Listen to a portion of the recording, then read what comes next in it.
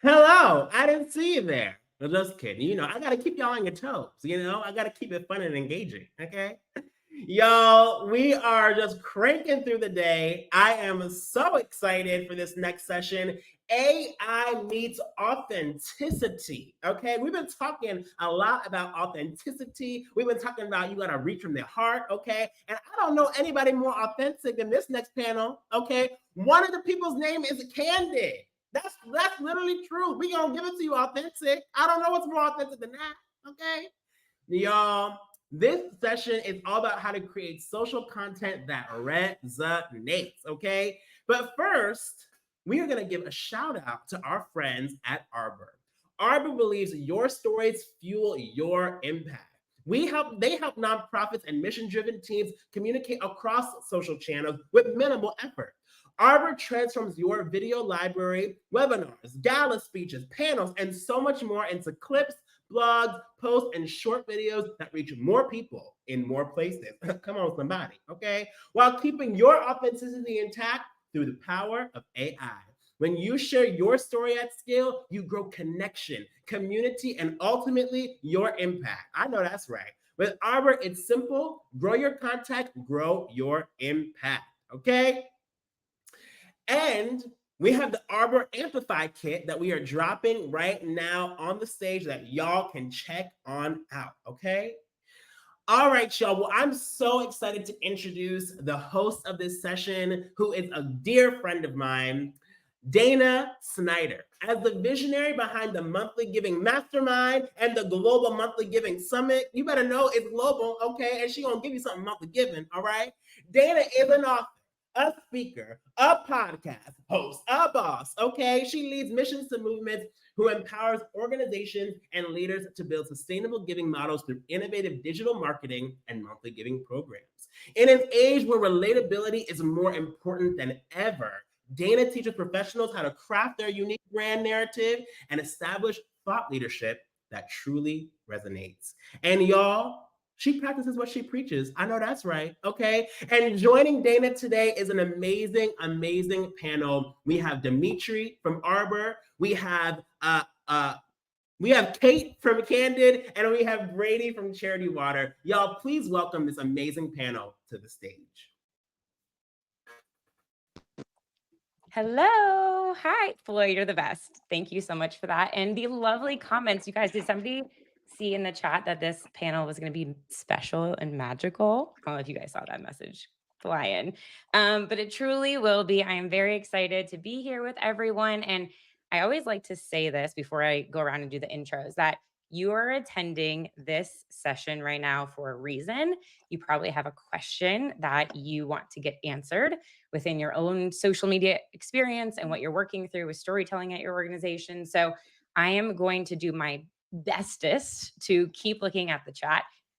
Please drop the questions that you have now throughout our conversation. I want to make sure that you walk away with exactly what you want to get answered. And there's some incredible people here that shared a whole bunch of different perspectives and their experiences to be able to help you in your journey. So let's set the stage a little bit. So this session talking about social media is not about robots just taking over or replacing the heart of your content and behind your work, but really the possibility of what it can do to help. So how can it amplify your storytelling? How can it scale your impact and really create more space for human connections, which is what truly matters? Yes, I love Jeanette. Let's give it up for the gifts. I love the gifts. Drop them throughout the whole thing. So we like to think about AI as a creative partner to help you work smarter. It's not cutting corners. How can you scale storytelling and free up that creative energy that you have? So Floyd gave a beautiful introduction of what I love to do. I'm the host of the Monthly Giving Summit and Missions to Movements podcast, and I love all things monthly giving. So my jam is helping organizations build sustainable recurring giving programs. And I could not be more excited to have this group with me on the stage. Just the powerhouse panel. Please do not leave without asking a question because they have so much expertise between the three of them. Dmitry, Kate, Brady. I'm going to go ahead and kick off with Kate because I see you on my bottom left. Kate, will you give us a brief introduction to what organization you're at? This is going to be for all of you. How you're using social media with AI and something you're really excited about. Hi, everyone. I lead organic social media and other digital communications at Candid. Candid is a nonprofit that helps other nonprofits find funding, helps funders find nonprofits, and helps everyone get the information they need to do it more effectively, efficiently, and equitably. And we're using AI as basically our like social media brainstorming partner. I am a social media team of one, and I need that help. I need people to bounce ideas off us since I don't have people. AI is a really great kind of first step for us. And then we use humans to do the actual content creation to make sure it feels authentic. And I'm just really excited for this conversation today. Yes, amazing. Thank you, Kate. Dmitry, I will kick it over to you. And you are on it right now, so just so we don't have the mute on mute. But there you go. I got it. Hey everyone. So Dmitry, I'm founder and CEO of Arbor, and we help marketing and communication teams at nonprofits repurpose their video into strategic content. So think blogs, clips, emails, and social posts. Um, we use AI in literally everything from our operations down to how we want to give feedback to each other when we have something that's more sensitive to say. But the entire platform is built on AI, and it's exciting because the kind of things that we do now simply wasn't possible 3 years ago. And so I feel like we're living in the future. And something specifically that I'm excited about is the importance of authenticity in the day-to-day communication. It's actually in a world where you can fabricate pretty much anything. What has come to the front is the real, the raw, the messy, the dogs barking in the background, the kids running in and out, and that's what we seek as a society. So that gives me hope. So good. I love that. And I have seen a full like demo behind the scenes of the platform, and it is super cool. Thanks for being here, Dimitri. Brady, kick it over to you. Hey, yeah, thanks for having me. I'm Brady. I help lead the marketing growth team here at Charity Water. We're an international nonprofit on a mission to provide clean and safe water to every person on the planet. There's about 696 million people today who do not have access to life's most basic need. That's wrong, and we should not stand for it, and we won't stand for it. So we're going to keep working across the world with supporters until that day that number is zero. So that's what we do. I oversee the social media team currently. I'm actually managing social media at this moment because we don't have someone. So I have a very interesting perspective, and we use AI in many different ways. You know, the brand is built on transparency and trust, but also technology and innovation. And so it's really asking a lot of questions of us of how do we leverage it on the tech innovation side, but not break the trust transparency side. So I'm excited for this conversation as well because we're trying to figure it all out. So hopefully I can learn from Dimitri, Kate, Dana, and others. Yeah, and I think that's what this is all about. I'm so glad you said that, Kate, being a team of one. I think there's this perception of some organizations that have these like massive, massive teams, have everything figured out. And that's just not true. We're all kind of, I like to say, in this messy middle of figuring things out. So, and to learn from those of you in the chat. So I do have a question for everyone is, and I'm going to drop it in the chat too with the options of answers. And I'm not sure how this is going to format. So I will apologize that in advance. But the question is, which best describes your current AI use for social content? None. If you're just starting, regular use, like regularly experimenting, or deeply integrated into your process. Okay, Rosina says regular, experimenting, none, regular, none. Okay, just starting. We have a good combination. Okay, this is perfect tee up.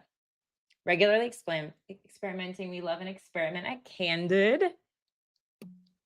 Okay, beautiful. So this is going to be a question for all of you. And maybe I'll go back the opposite way. Brady, I'll come to you first.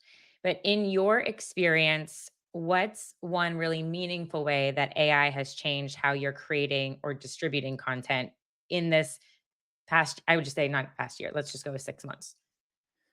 Yeah, I mean, two, they're not going to be like groundbreaking, but one's copywriting.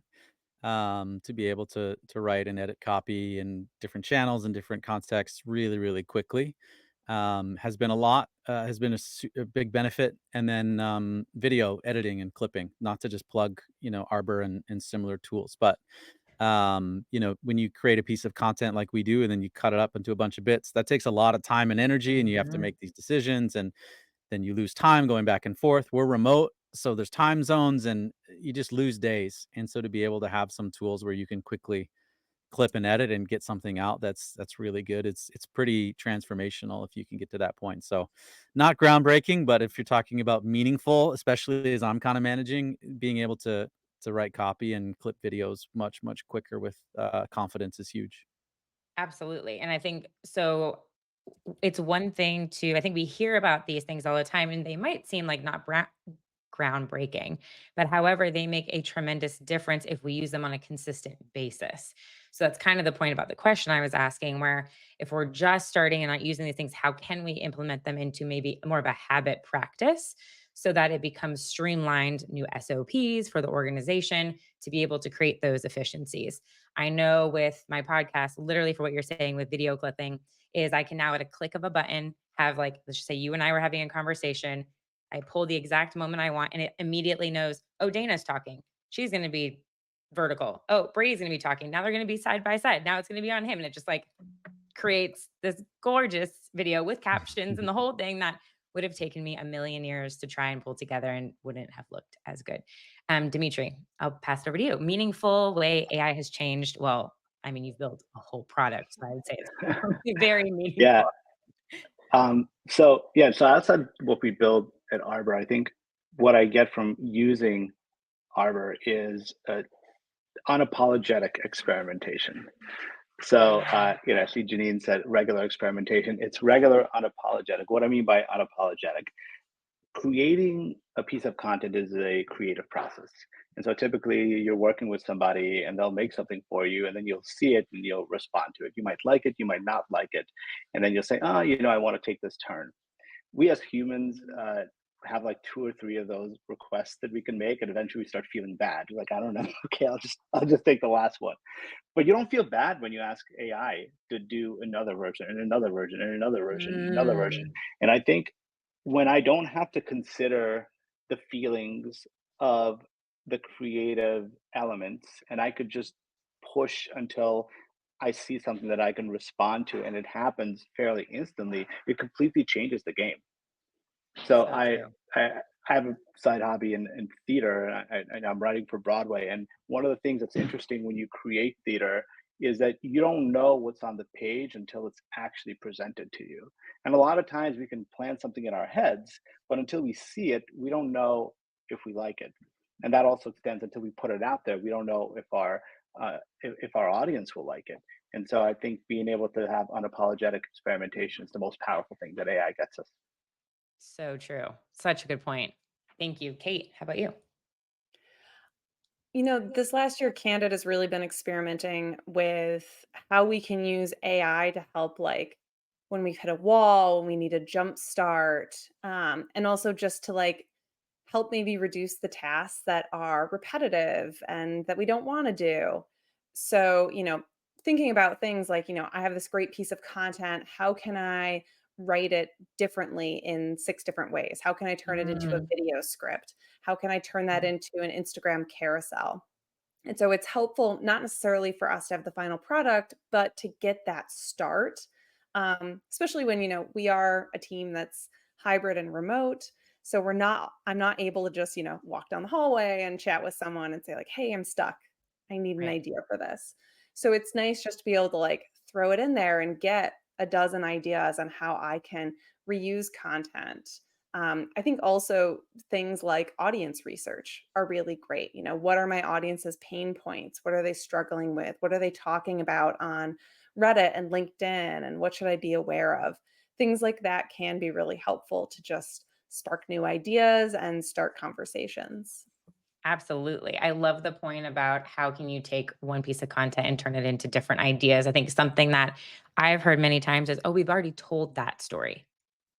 So prompted say, like, give me this story in 6 different ways and I can explain it. Like, we need to be telling our stories over and over and over again because the likelihood that one person is seeing it more than once is meh. Like, every supporter is not going to read every email. They're not going to see every social media post. They're not going to get so it's okay to figure out really unique, creative ways. And AI is a great tool for that.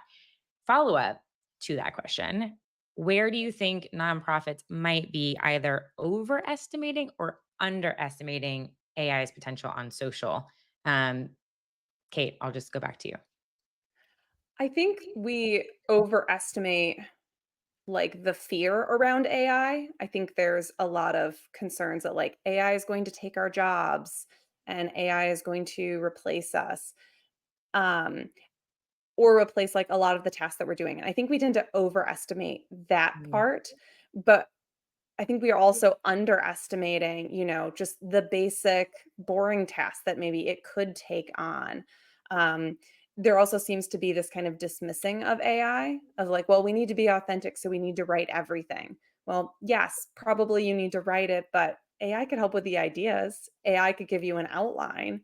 So I think like we don't want to completely miss out, but we also shouldn't let like the fear paralyze us. Yes, there's never been, and I'm very confident in saying this, a time where I've taken something that maybe Chat GPT has written it and never not changed something. There's always been human element in tweaks. Brady, how about you? Overestimating, underestimating. I think on the Gen AI side, we just overestimate how good it is, especially if you Mhm. look at LinkedIn, everyone's posting these videos and they look amazing. It's like, do you know how hard someone worked to make that demo look good? If you try to do that yourself, it does not look very good and it takes a ton of time and energy. So like it may get there, but that that future where Gen AI is like, especially for nonprofits, we're not doing like product placement, shopping. Here's a bottle of shampoo that which seems Right. to be like where the tech's at. It's just really not very good.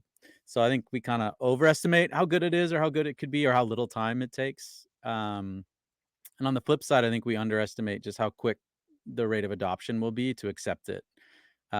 Even a bit now, I think there's like, well, people, whether it's like rights or water usage or criticisms or it's not real, I personally think we'll be like 2 years, a year from, we'll be so surprised at how quick we get over all those things and it's just normal again. Which is kind of what happens in every other thing that we freaked Yeah, out it's about true. and then just became normal. So I think that's something that we underestimate is how quickly we'll get acclimated to it, for better or worse. Yeah, agreed. Dimitri, last word on this I think one. I think we overestimate how good AI needs to be on its first shot. I've seen so many people come in and try to create either content or even just get a question answered, and they don't get that answer that they want on the first shot. Like, whatever, this is not working. And there's almost a desire to either like fully believe or fully not believe, and they're underestimating the impact of tuning and customizing and actually learning how the thing works. This is a completely new tool. It's a completely new way to get your job done. And so you don't just turn it on, hit a button, and say, "Oh, wow, it's exactly what I wanted." But if you invest the time, then you get there. Yeah. So the way I think about what AI can do for you is AI is an airplane, not a car. So if I want to get to LA, it'll get me to LA really quickly. But if I wanted to get me to a particular address, that airplane's going to circle around for a really long time. So it's okay for me to get close, appreciate the fact that I just took hours, what would have taken me days, and then just drive that last mile by myself. So it does not have to be perfect on the first shot. Appreciate the fact that it actually gets you there. Very cool. Awesome. I wanted to set us with some like macro questions. And I'm a very visual learner and like very practical ways that AI has helped maybe scale each of you with different content on social. So, individual, we're going to go into some targeted questions here. I'm going to go Kate to you first. And we've talked a lot about LinkedIn a couple times.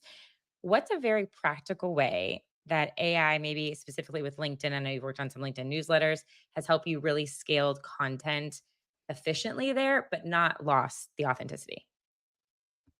So this past year, Candid wanted to start using LinkedIn newsletters, which is a great way to reach people. There's been a lot of analytics coming out that show it's a great way to connect with new audiences. And people don't want to leave the platform to get their information. So we thought it would be interesting to try that out.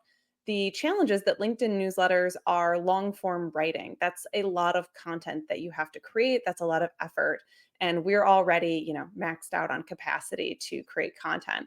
So we decided what we would do is take articles that we already had, these like roundup articles that share a lot of, different thought leadership from the sector, and we would rewrite them for LinkedIn.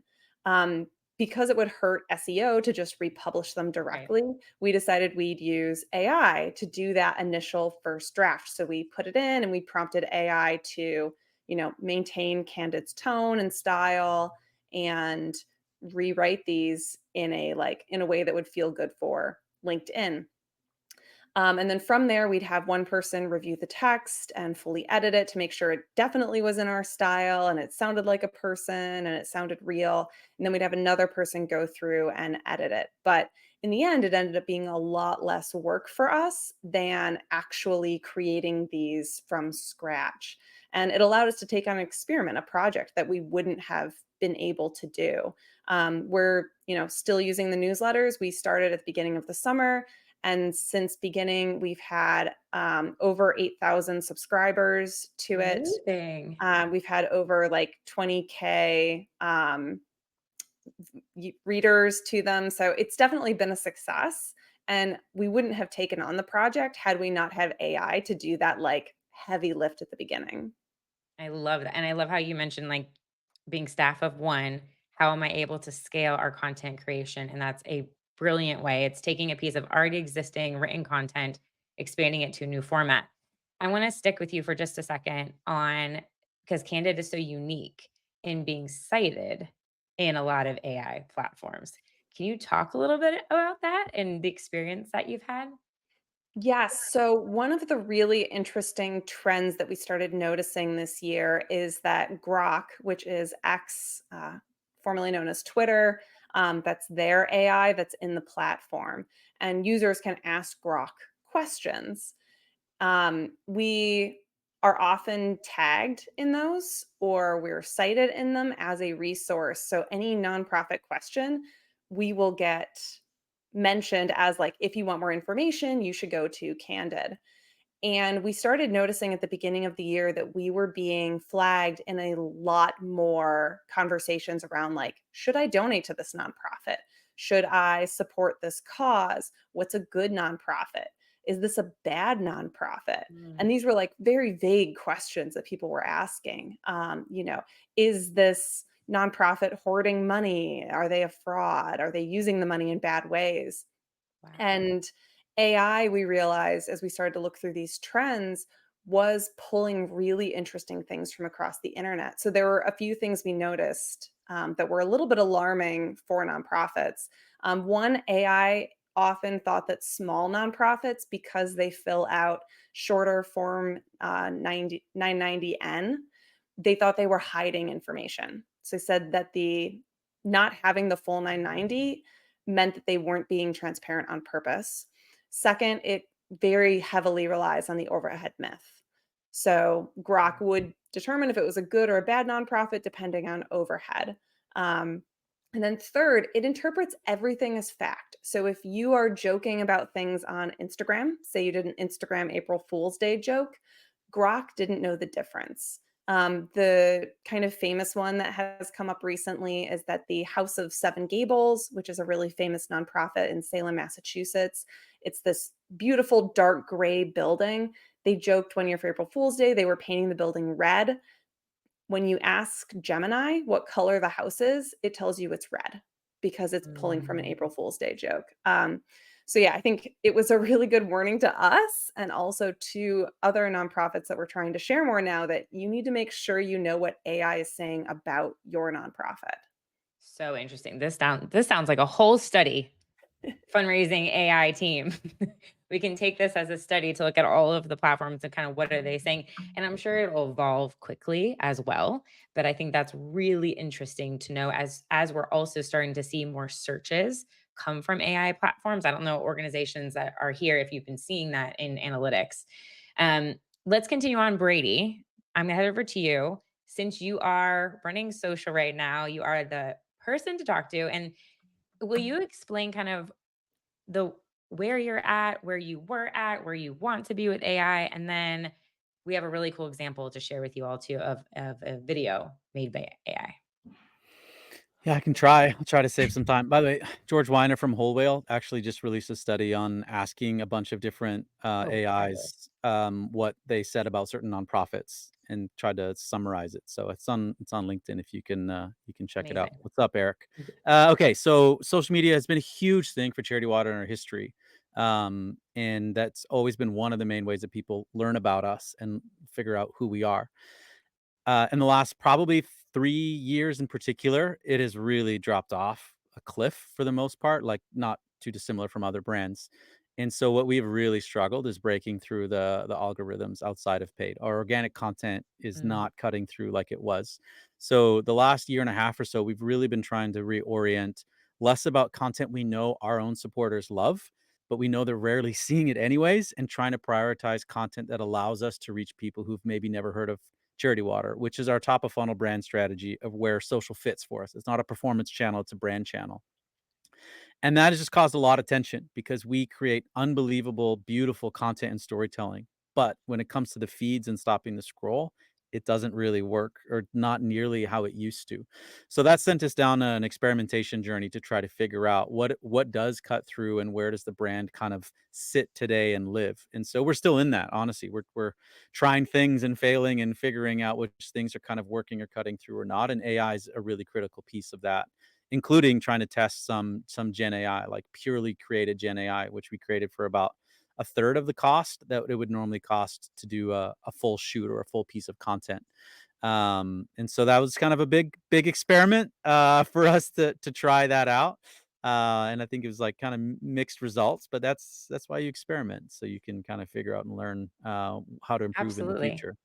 Absolutely. And I think I'd love to play the video, if I can on Instagram, if we can pull up the page. Okay. And then after I play it, if Brady, you can explain, which I thought was so great, why it was created through Gen AI, versus trying to actually produce a real shoot like this. So let's see if I can get the audio to work and to play. So let's see if I can all the way up.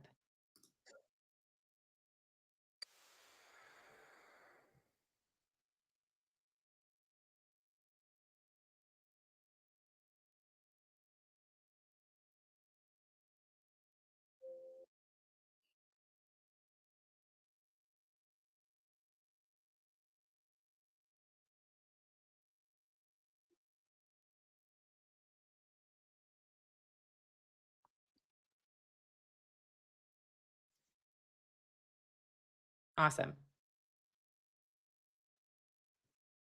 Am I here? There we go. Did it work? I don't know if the volume worked for everyone, but uh, it's fine. There's no VO. It's just text. I will the sound is good though. Oh, couldn't hear it. No sound. Oh, boo. Okay. We'll send it out later or something. There, here's the link to the actual video so you can listen to it with sound. There you go. Yeah, I had the little toggle slide on for video and everything. Well, that's okay. Um, there is no actual voiceover on the screen. It's just Just text, yeah. ambiance video. Brady, will you give us context to why Gen AI was used in this? Yeah, I'll go quick. So one of the things that we've started leaning more into is like humor and focusing more on scenes that you would find every day. Unfortunately, seeing a beautiful story of a woman or a girl walking for water in Malawi is not something that algorithms like, and it's not something that a lot of consumers like in their feed. So we're trying to use everyday examples. So we've done some spots like at a diner. We're shooting one tomorrow at a car wash. And this one during the summer was thinking about a splash pad. You know, it's hot out here in Tennessee. What do? You go to a splash pad to cool off. Well, would you let your kids play in absolutely filthy, infested water? Not in a million years. Yet we let our brothers and sisters across the world do that every single day without thinking twice. So we're trying to create that juxtaposition. So for us to shoot that, we would have had to rent the facility at least for a half day, shut the whole thing down, hire a bunch of actors and or get people to sign a bunch of waivers. Right. Then you'd have to shoot it with a production crew, at least 2 cameras. Like, it is a huge deal just to shoot a 60-second spot that's trying to do a pretty simple concept. So again, for a third of the cost and way less of the complexity, we could get something that we thought could convey the same type of experience. So like tomorrow we're shooting it real at a car wash because it's going to be better than the Gen AI. But we're trying to figure out what role Gen AI can really play in terms of net new content, and that was the first piece for us. And you see, we call it out very specifically. Yeah, it was This is specific. created with AI.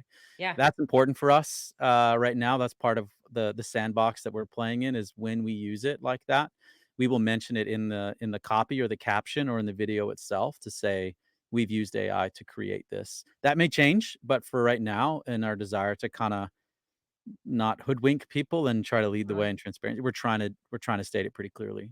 Yes, I mean, agree to Whitney's point. I like the transparency. Absolutely. Last question, and then Dimitri, you're on deck. Is what's the response and how do you manage any feedback, comments, especially when things go out on paid? Things can get a little gnarly on some of the platforms.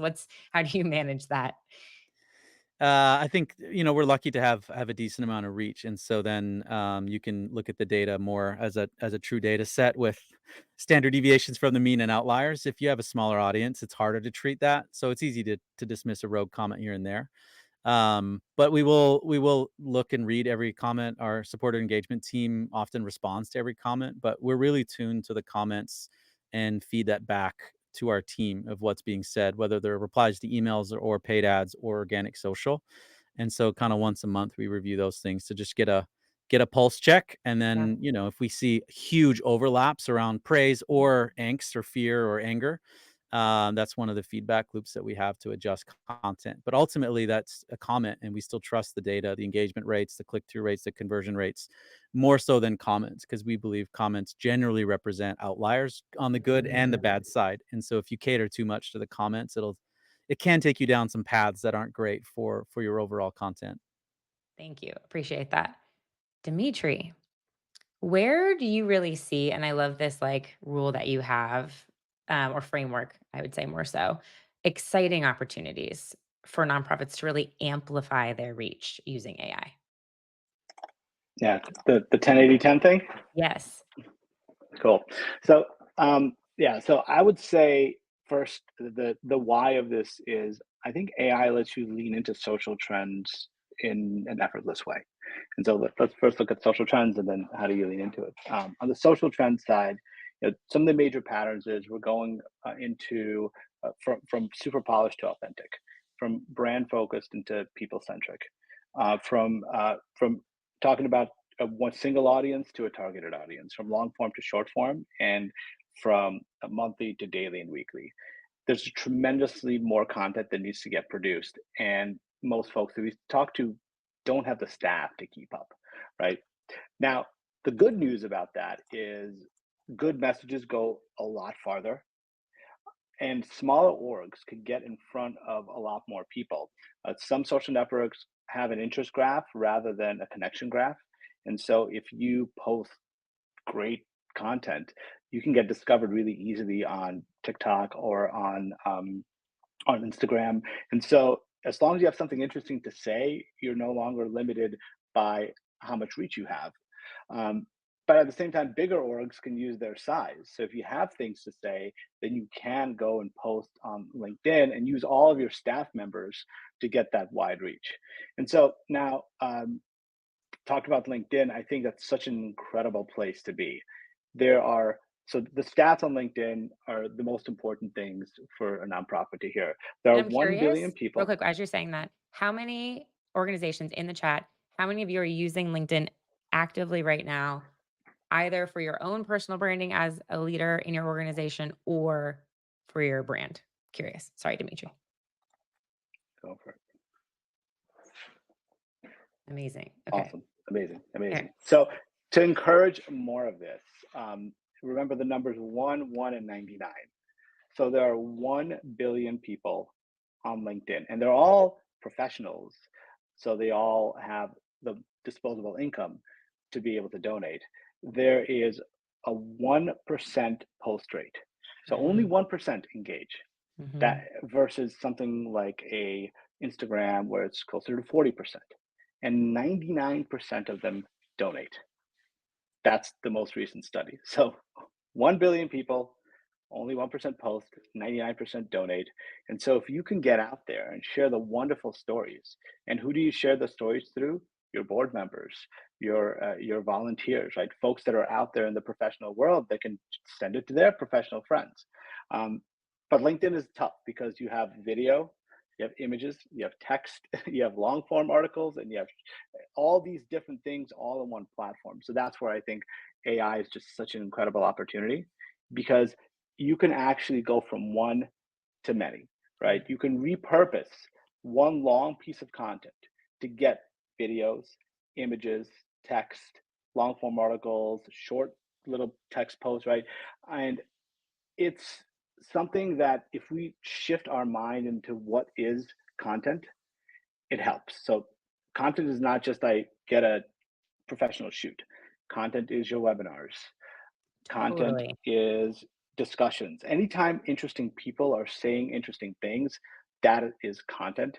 And so you can lean into all these trends by opening up your perspective on what is content and repurposing that to engage with your audiences. I'll do the night 10, 80, 10 a little bit later, but it's coming.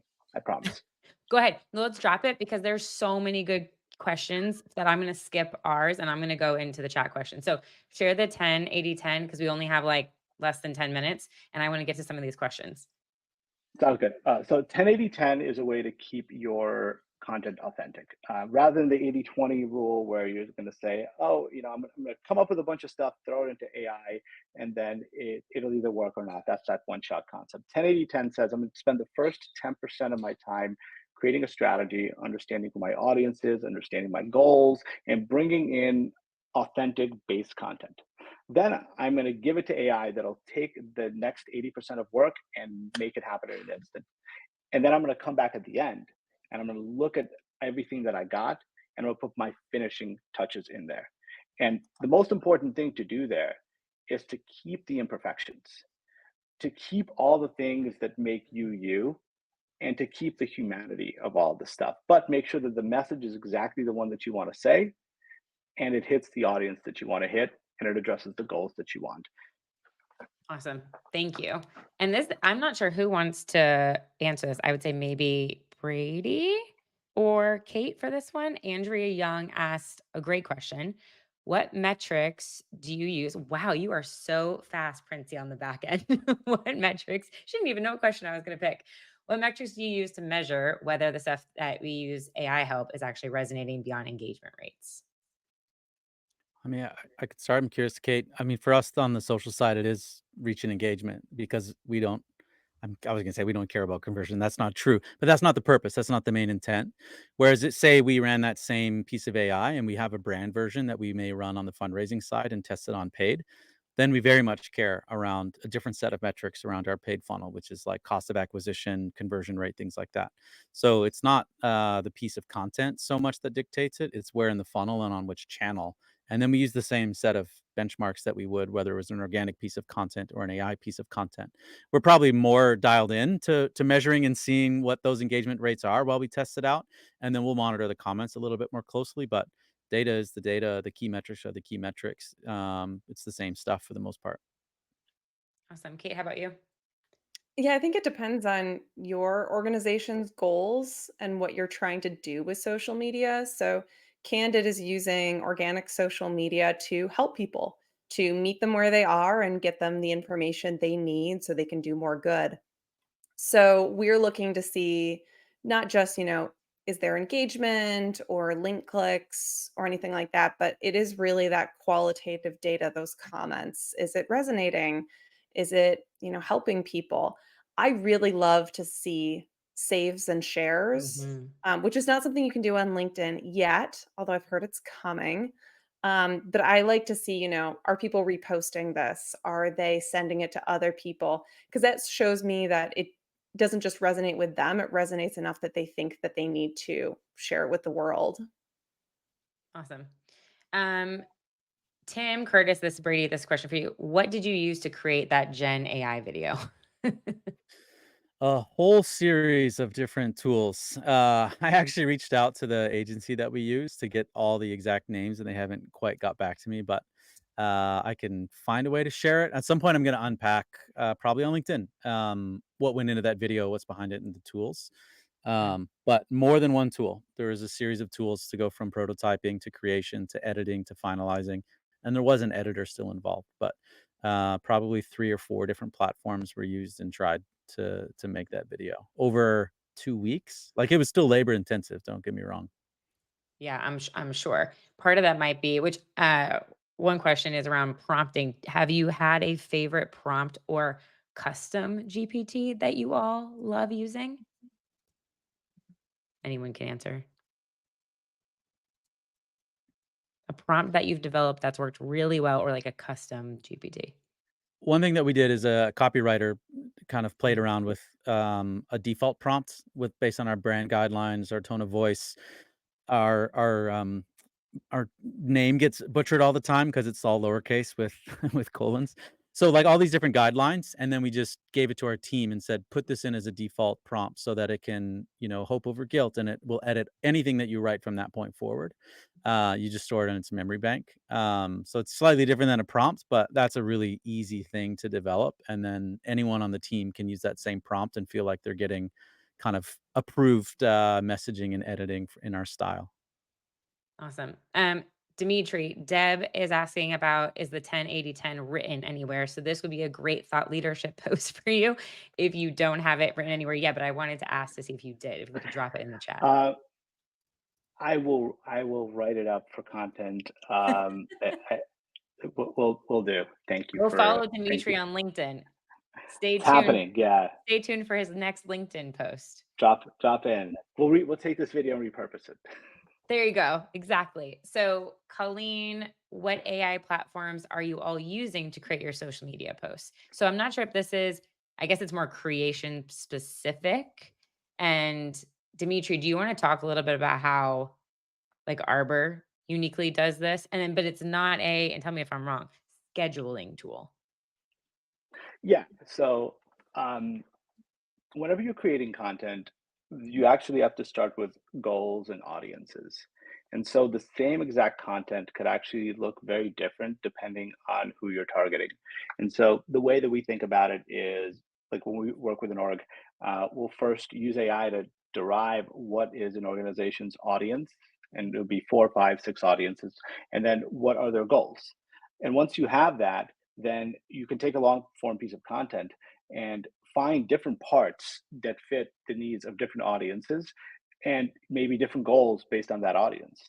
Um, then, when you go to written content, it's actually really interesting. The same blog can be written from 5 different perspectives if you have 5 different audiences. Oh, so And so, interesting. one of the things that we like doing is saying, okay, if you describe your audience in depth, and you understand what they care about and how they look at the world, then you can frame it and translate it into the thing that will really land with them. Same message translated to a slightly different dialect. Love that. And I know that's something that Charity Water you've done too with personality traits and messaging. But ooh, that's like we're ending on such a spicy note. Okay. One, all of you should go follow the brilliant people on this stage right now. Final quick question to everyone. AI shaping social media in the next 12 months. What would you like it to do? What are you testing? Kate, I'll go to you first. I think we're just really testing ways that we can reduce some of the repetitive tasks that we're doing, that we can reduce some of the less mentally stimulating tasks that we're doing so that we have more time to do the like interesting creative stuff that Candid wants to do. I think, as nonprofit workers, we all have these amazing ideas that we just cannot get off the ground. And I think AI can help maybe free up some of that time. So excited to experiment more with that. Amazing. Perfect. Brady. Yeah, I was gonna say agents, which is kind of a way into taking some of that work off.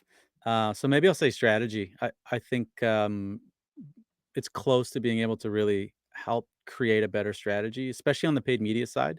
But I think even organic and content, I think already, but we're gonna fine tune it more instead of us grinding over content calendars and what goes out when. Just really prompt and then have it shape more of the strategy, which feels like more hands off the wheel, but I think that's something that we'll start experimenting with a little bit more too. We'll still create it, but giving the framework is something that we'll look at.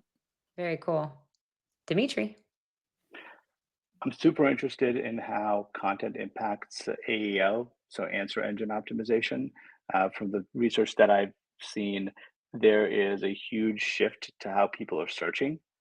And what we're used to on the internet is keyword-based searching and SEO, but we're shifting into content built for LLMs, which actually is written content, it's long form, it favors authenticity. And so I actually think sharing your long form content is going to materially bring up your presence in important topics. So whether that be an hour long on YouTube, that video that maybe 30 people watch actually is also getting input into all the LLMs, and it's got a completely different value than simply whether anyone watched it. And so AEO optimization and the relationship to content is a really fascinating place, and that's what we're investing in. Amazing. Oh my gosh. I want to ask for everyone. This is what Brian said earlier, the emoji round of applause. Can we do that? Because I thought that was just fun. We And need to please see those emojis, y'all. That drop your was LinkedIn's, all of you. so good. Yes, follow all of them on LinkedIn. Also, I'm taking away 1080-10. Okay, I got no 1080-10. Just follow what Dmitry say. Okay, I'm taking away fact check Grok. Okay, that's what the folks at Candid say. And I wrote down "be like Kate" in all caps. How to be great like Kate is what I'm taking away. And then Brady said, use a couple Gen A to make a little video here and there. Ain't no problem. Okay, Brady said we gonna do what it do. Okay. I love that. That was so good, so powerful. Give it up one more time for all of our friends in the chat. We want to see it and share that love there. And of course, y'all, you already know the drill. Let us know what you thought about that session, because I thought it was great. And of course, if you want to turn your videos into impactful social content, join the lounge with Dmitry from Arbor. Okay, he gonna give you some more impactful tips and tricks here and there. Okay, that was so good. Of course, how you navigate to the lounge, you go to the reception area, you click the lounge at the top of your screen, and then you'll be able to join in and get all the tips that you need. And y'all, the Spark stage is open. Okay, I can't believe the Spark stage is open. We have more fun titles. Let me see what's coming up now. What's coming up next? We have our next session that just started, Myth Smashers, busting the AI beliefs holding you back. Come on, somebody. If you want to, what did they say in High School Musical? We're breaking free. We're soaring, flying, breaking the myths that are holding you back. Child, don't get me started, y'all. That was good. Actually, that was kind of good. All right, y'all, but join the Spark stage. It is incredible, hosted by our friends at Play. Also, we have the AI Sparks annual pass, okay? And this is where you're gonna get 12 months of unlimited Spark sessions. It's only $350 until tomorrow, okay? Tomorrow. So make sure you use FAI Summit at checkout, all right? And then, of course, we have the Amplify Engagement Challenge, and a little birdie told me that it's time for a giveaway. It's time for a little giveaway, okay? All right, y'all, I'm gonna go ahead and check this leaderboard. I wanna see, let me see who's in the lead. Let's see who's in the lead. Come on, let's see who's in the lead. Come on, let's see who's in the lead. Come on. All right, I'm gonna go to the leaderboard section. Oh, how the tables have turned. Allison, Allison didn't win something yet. Allison, did you win something yet? I don't think so. Allison has taken the lead, y'all. Allison has taken the lead. Y'all, this competition is heating up. I don't know about it. This competition is heating up, okay? Let's do a few more. I see that these folks have already won. So we're going to give something to Ashley Felt, 7,000 points. Kelly Kofi, 6,400 points. Sabrina Brooks, 6,300 points. And Mary Sabel, 6,200 points. Y'all, these people did not come to play, okay? We're giving away coffees, we're giving away lunches, we're giving away books, okay? We're giving, listen, what's your flavor? There's still time to take the lead, y'all. There is still time to engage. Keep on commenting, keep on asking questions, keep on giving the emojis, keep on winning. You are going to get the recordings, y'all. In case you were wondering and curious, you will get the recordings as always. All you have to do is log in to your AirMeet using your login credentials, and you're going to have access to all of the content. And in about 4 weeks, you're going to get full access to everything. So keep engaged, keep it going. You also are going to get your amplified kit. Your amplified kit. That is where we're going to put this in practice. Now, I can't promise 1080-10 is in there. I can't promise 1080-10 is in there, okay? But I can promise that some of the amazing tips from our speakers and sponsors are located in that kit. So make sure you download it. And speaking of sponsors, we want to give a thank you to our sponsors, okay? Thank you to the amazing sponsors who are making this conference possible, okay? And particularly, of course, our presenting sponsors, Virtuous and Giving Tuesday. As you know, Giving Tuesday is the global movement inspiring generosity every day, everywhere, all the time, always. Come on, somebody. We love them. Thank you. And Virtuous, y'all heard from, did y'all hear Gabe's session today? Because Gabe was bringing you the ones and the twos, okay? He was giving us data. He was giving us facts and figures, okay? Well, Virtuous is a responsive fundraising platform helping nonprofits build meaningful supporter connections and grow impact with confidence. Their partnership ensures that this event and all this learning is free for you. We're so grateful for their investment in helping you amplify your impact. We also want to highlight our friends at One Cause. One Cause offers powerful fundraising solutions to help nonprofits amplify their message, engage new donors, and raise more funds.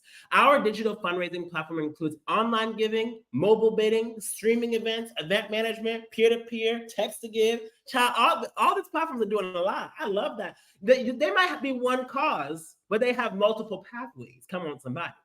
Since 2008, One Cause has helped more than 14,000 nonprofits raise over $8 billion. What did they say in Austin Powers? $8 billion for their missions. Book a demo to learn how to raise more and reach more with innovative fundraising software. And y'all, we have a quick video for you. Check it out.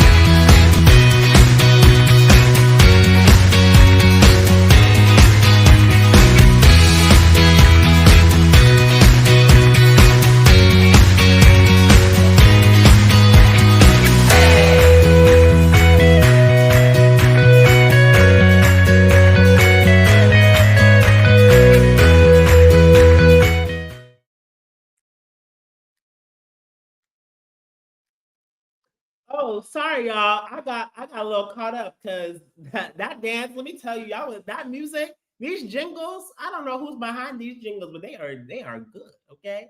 And just for fundraising AI Summit registrants, you can get One Cause's free copy of the 2025 Fundraising Outlook Report and learn the latest nonprofit trends and strategies for success. Download your copy now. And you can attend Steve from One Cause's live session on September 16th at 5 p.m. That's in about 5 whole minutes, y'all. And you'll be entered to win a ticket to the 2026 Raise Conference. Excuse me, Tim or Steve, is everybody available for this? Can anybody apply? Because I like to throw my hat. I want to, anyhow, we're going to talk later. Okay. Also, let's give a highlight and a shout out to our friends at Giving Docs. Giving Docs supports nonprofits in growing long-term, mission-driven impact by empowering individuals to create meaningful legacies grounded in equity, empathy, and integrity. All the E's, okay? Come on, somebody. We simplify estate planning and make charitable giving more accessible, helping to connect values with lasting action that strengthens communities and drives change. Join leading organizations using Giving Docs to maximize their legacy, giving impact. Book a demo and learn more about giving docs and see how you can grow your planned giving. Also, let's see what we have now. Oh, they've put together a free guide. Come on, Giving Docs. Giving is giving docs. It's what they're saying. Giving docs is giving us docs. All right. They put together a free guide called Where Legacy Meets Community, Launching a Legacy Society with Purpose. Okay, we're gonna drop that CTA. The link is in the chat. So go ahead and fill out the form and grab your copy. Coming up next, y'all. Coming up next, we only got a couple more sessions left. On the Amplify stage is Driving Impact with AI, a change management playbook for nonprofit fundraising from Kathy from Donor Search and our good old Nathan Chappelle on talking about curiosity, courage, and the future of generosity. On the innovation stage, let's build a dashboard. I love that. Come on, RKD group. And on the impact stage, frictionless fundraising, how to execute high impact events with AI. Y'all know how to get there. Toggle that schedule button at the top right-hand corner, bookmark the section you want to go to, and check it out. All right, y'all. We only got a few more sessions left. I can't believe it. But if you're going to stay with us on the Amplify stage, I'll see you in just a few minutes. And if not, I'll see you soon. All right, fam.